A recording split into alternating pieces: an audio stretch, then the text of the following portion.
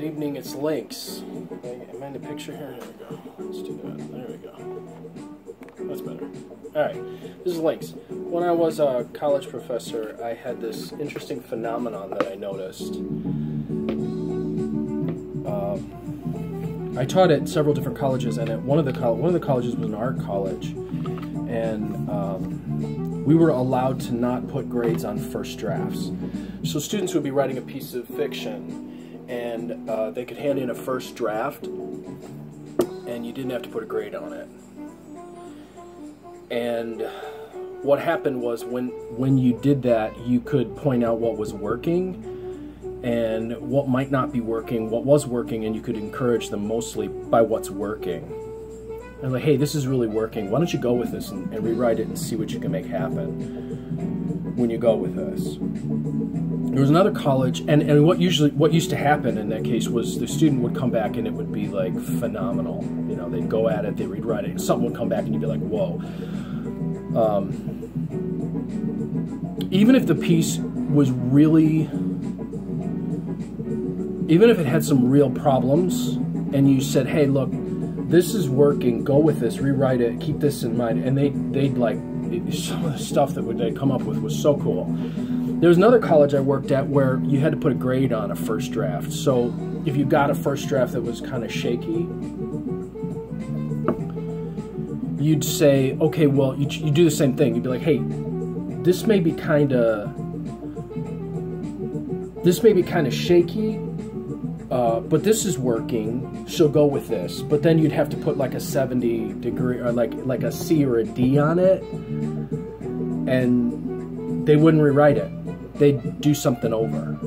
So if you put a grade on it and you encourage them, it didn't happen. But in the other case where you didn't have to say, hey, this is really, give me your opinion, oh, this is a really weak draft, but you focus on what they would do, they would redo it, and it would be amazing. But on the one you had to put a grade, I noticed every time I had to put a grade on a first draft, they wouldn't rewrite it. They wouldn't want to rewrite it. They'd start over. They'd do something else. They wouldn't go with what was working in there. And in so many cases, there was the core of something that was really cool, and you'd be like, if you just worked with this, it'd be great.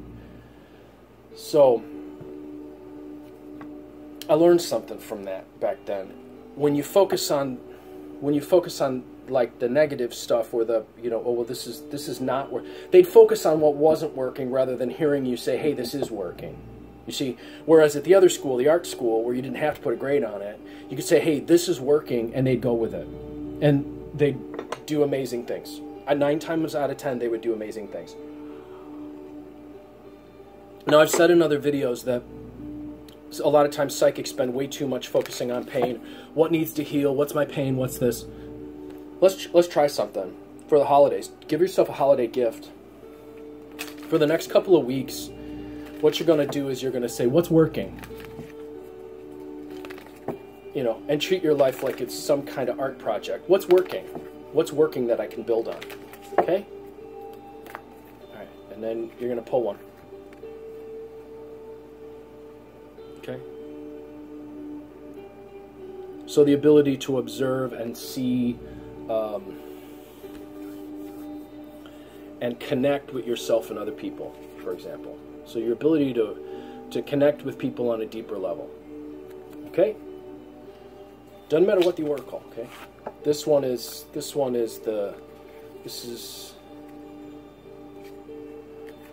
is horses here. Okay, yeah. Okay, so your ability, so I'd say like in this case, okay, so you pull it for the day or the week, and you're like, okay, my ability to connect with people on a deeper level, or reach them at a point where they're feeling stuck, or what, okay, so then you go and you work with that for the week, all right, or the day, or whatever. What's working? I'm just going to go through a bunch of different oracles here, so no one says, well, can you do it with this? You can do it with that? Of course. Here. Your ability to detach from a situation and rest when you need to rest is working. Your ability to stay calm in your mind is working. That's how you do it. I'm just using these as I'm just pulling examples out of, Okay, so let's do another one. This is my black cat. So what's working?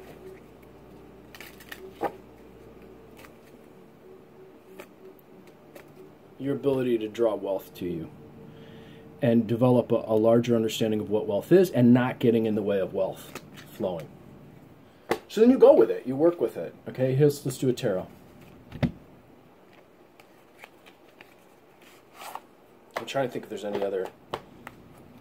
I can do it with the kip. I can do it with what do you call it? Not the kipper, the other ones. All right, what's working? Just do one. Don't complicate it. Don't get all complicated and throw the. There's got to be 50 cards. No, just one. And don't subtract and add, and just do one. Just keep it simple. What's working?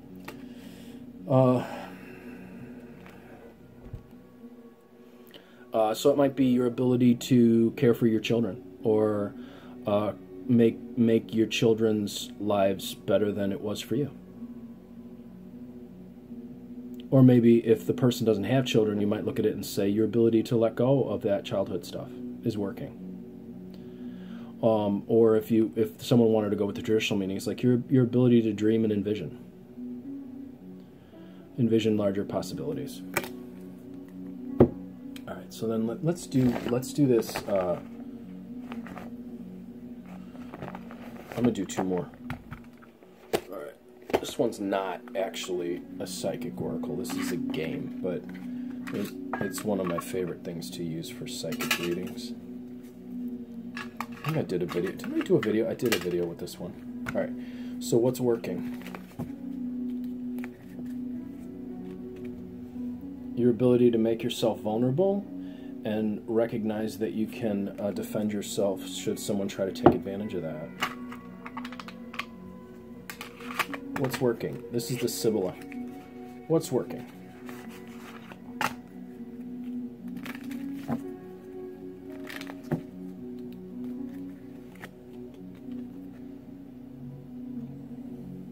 Oh, your ability to be kind to yourself and get off your own back.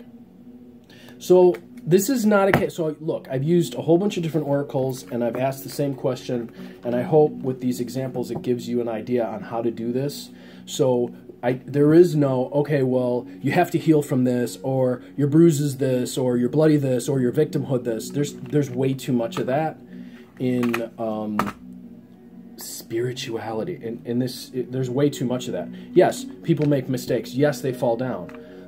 Yes, but you don't have to keep beating yourself up over it for the rest of your life. And you don't have to keep going back at it again and again and wearing those neuron dendrite connections that created those problems to begin with in so deep that that's all the experience that you get.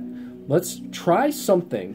Set that stuff aside and ask, what's working? So take it from my students in the art school that I used to teach at, that when it's just a work in progress, when it's just a first draft, and you take a look at what's working, and you start to do the rewrite with what's working, some amazing things can come out of it.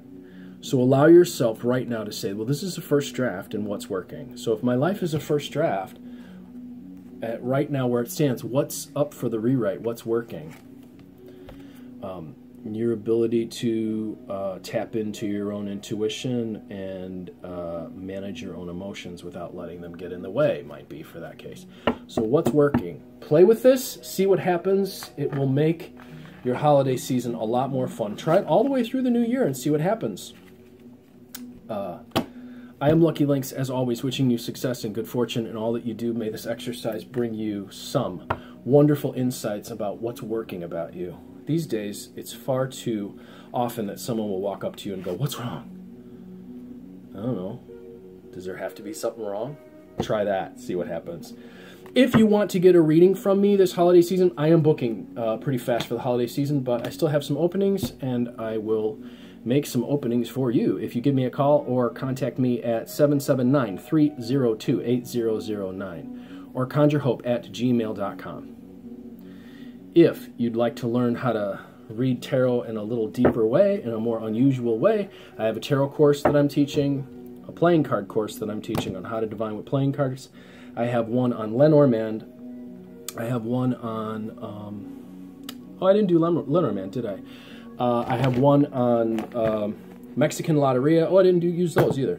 I have one on Crystal Ball Scrying. So if you'd like, and they're virtual, and I could slip you right in, and I set them up so that you could go at your own pace and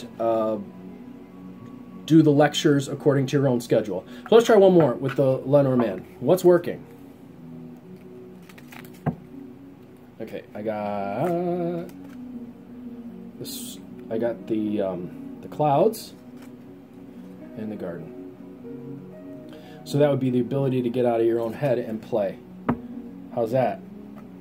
The ability to get out of your own head and play for the holiday season by doing an exercise like this, where you can actually play rather than condemning yourself for the mistakes that you've made. Try playing and try this exercise and see what happens. And then let me know. I'd like to know how it goes for you guys. Again, I'm Lucky Links. As always, wishing you success and good fortune in all that you do. Try it, play with it, and have fun this holiday season.